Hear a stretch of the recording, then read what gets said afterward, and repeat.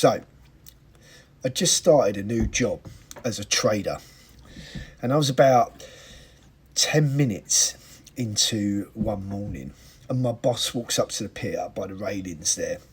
I'm way above him, like literally. Ushers me down, looks me dead in the eye, and he says, "You got a problem, son?"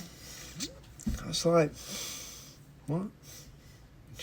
What the hell does that mean?" That, like, you know, it's early. It's like 7:30 in the morning. I've actually been on the exchange floor like 10, maybe 15 minutes. Grebo coming down the pit, you know, or coming across to the pit even. I mean, that usually meant one thing, that there was a big order coming.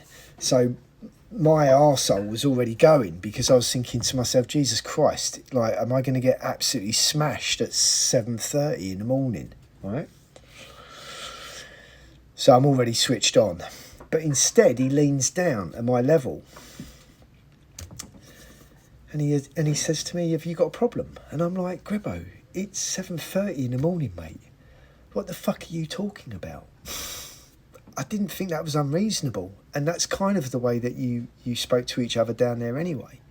There was respect, but like the hierarchical thing, it wasn't the same as the corporate world down there, right?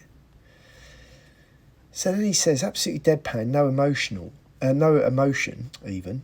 He says, you like a bit of the smoke, right? You failed your drugs test." Ooh. And in that moment, everything just drops. I'm thinking, what drug test?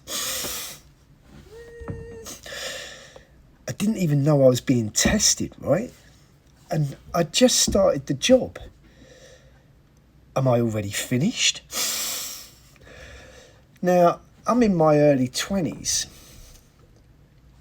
Brand new job, trying to make something for myself, you know? And suddenly I'm standing there thinking, have I just blown this before I even got started? But I said to him, "No, I don't have a problem. Yeah, I had a smoke here and there in the evenings. You know, it chills you out after a mental day on the exchange floor. He knows that." But I said to him, "But if that's an issue, it's gone, done, you know?" So he trundles off. I try and crack on, pull myself together. Luckily enough, I don't remember it being a mentally busy morning, which probably helped no end. I think I went for a coffee. Yes, I did. And then I got on the blower to see if I could find out some information. Anyway, late that morning, Kevin pulls me back out the pit. So this is probably about an hour later. All right, and he says, "You need to take another test in a couple of weeks."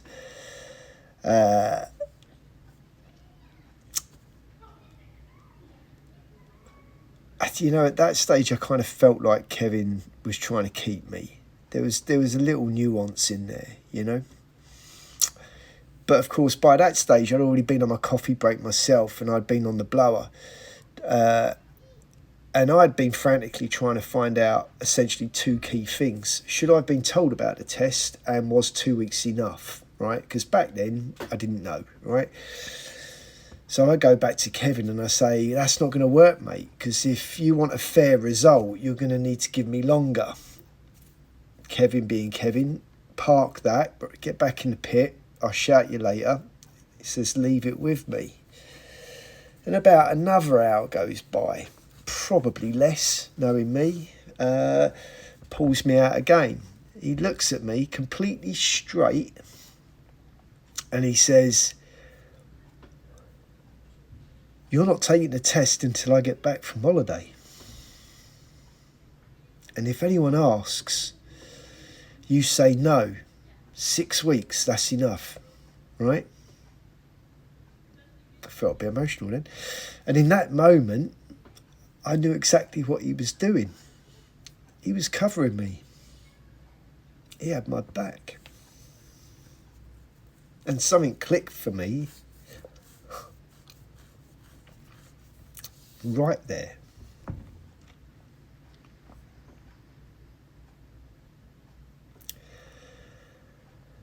This wasn't about a drug test anymore.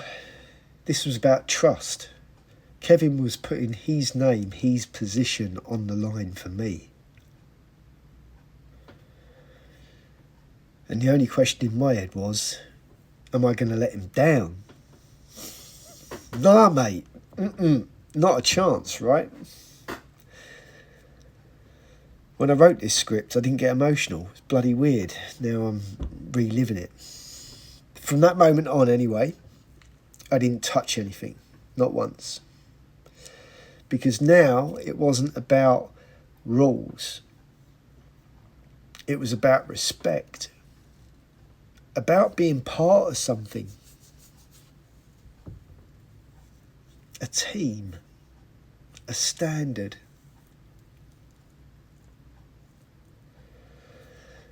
Safe to say, I passed the second test. Oh, it's earning way too much money at that point to blow that over a smoke. Christ almighty. And I think that was the moment that things changed. That was when I realised this environment, these people,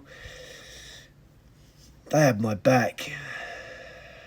But only if I held my end. It's funny, there was no HR, no meetings, no drama. Just don't mess it up. And we moved on, and we did move on. You know, once those conversations had been had, it was never raised again. And that's how we operated down there, you know. You've been told, we've addressed it, we've dealt with it, move on. You know, we need more of those days back, I think, actually, because, you know, everybody's got too much to say over the simplest of things in life. And we kept it pretty simple, and it worked for us really well. You knew exactly where you stood in the pecking order. And that was no bad thing, you know. Boys and girls, before somebody says it, boys and girls, and I've said it before and I'll say it again, those girls down there, they played harder than the boys. You didn't fuck around with those, I tell you. Not if you wanted all your fingers at the end of the day. I hope you like that. Subscribe and save if you haven't already, please. More coming. Be well, be safe.